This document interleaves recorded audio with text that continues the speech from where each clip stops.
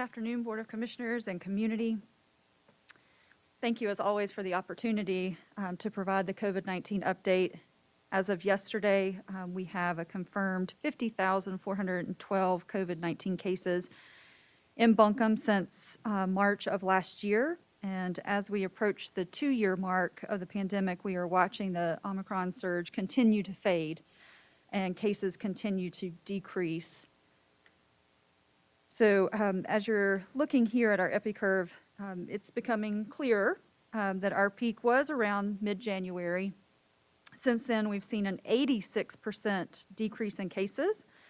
And as of yesterday, we were at 155 new cases per 100,000 per week, compared to a little over 230 new cases in the week prior. And compared to the peak that you see up there, that was over 1,150 new cases per 100,000 per week at that peak. The percent positivity continues to fall, and we are now below 10%. As of Monday, our percent positivity had fallen to 8.6%.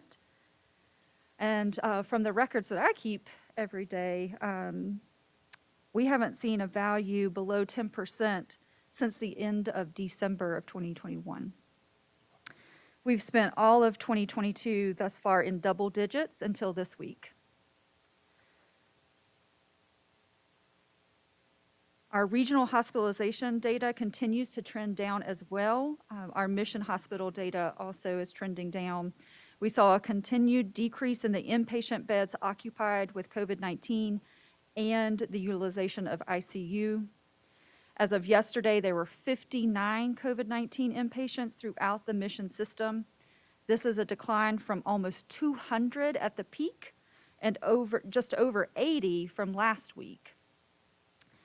5 deaths were reported last week, which results in a decrease in deaths from week prior.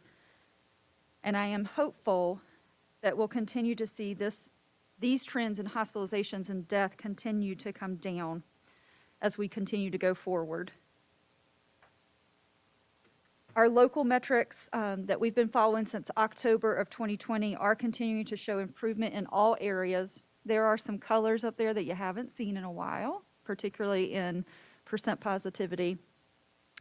This is a welcome sign as we begin to see those indicators slide into more favorable areas fairly quickly.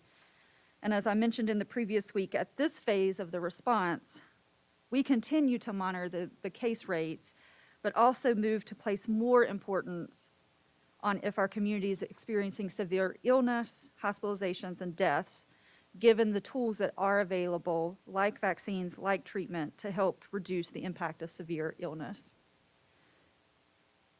I did just want to note that the CDC did release last week a new community level measure, which is a tool to understand the impact of COVID-19 illness on health and healthcare systems.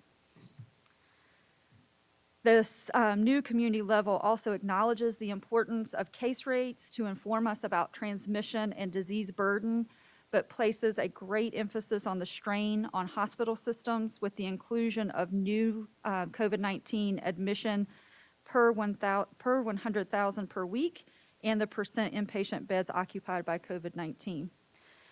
This aligns with our own movement toward that greater importance on the strain of healthcare systems and the indicators that we follow.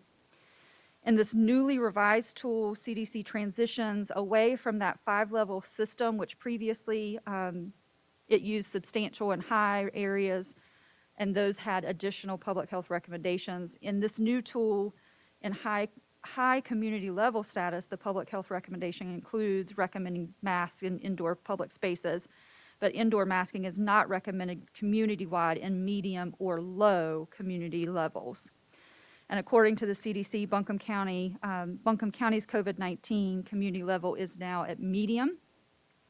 In this level, while there is not a community-wide recommendation for masks, if you are at risk for severe illness or immunocompromised, you may still want to wear a mask in public indoor spaces, and you can do so. Even if you're not and you still want to wear a mask, you can still wear your mask. Also in this level, it is still important to remember that if you have symptoms, or you've been exposed, it's important to consider getting tested from a community site or a provider testing site, or use an at-home test. So the bottom line here is, as cases are decreasing and we continue to improve in other areas, it is important for each person to assess their level of risk of getting sick and spreading it to others. Evaluating your level of risk will help in deciding what additional precautions you might want to take, like masking. So I did want to spend just a little bit of time talking about our current vaccine and the testing efforts happening in the community. We did see a slight increase in vaccine uptake in our 18 to 24-year-old population since the last update, but otherwise there's been very little change in the other age groups. 72% of our eligible population has received at least one dose, and about 70% have received their full series. We have 96,799 third or booster doses that have been administered thus far. And thanks to our communications departments, we have provided vehicle magnets for our county fleet to serve as a visual reminder as we travel across our community to give your health a boost with vaccines. And additionally, we'll be working regionally with other partners to have some regional messaging around the continued importance of vaccines in protecting ourselves and the community. As far as the vaccine administration efforts, we continue to provide vaccine opportunities despite that waning in demand. On February 21st, the 40 Cox Mass Vax Clinic did sunset and transition or integrate into the Health Department Immunization Clinic located in the same building at 40 Cox. COVID-19 vaccine is available by walk-in at this new immunization clinic on the first floor, Monday through Friday, 8 a.m.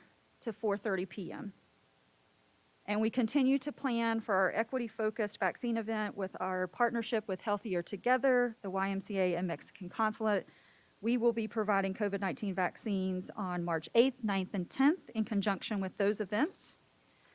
And lastly, just a reminder that there are numerous vaccine providers within our community, many of them right inside your grocery store or in your neighborhood pharmacy.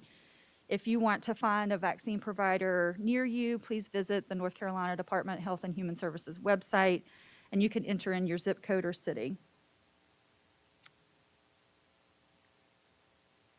In terms of community testing, the North Carolina Department of Health and Human Services testing surge partner Optum operated at UNCA from January 21st until February 20th, providing testing services Friday, Saturday, and Sunday.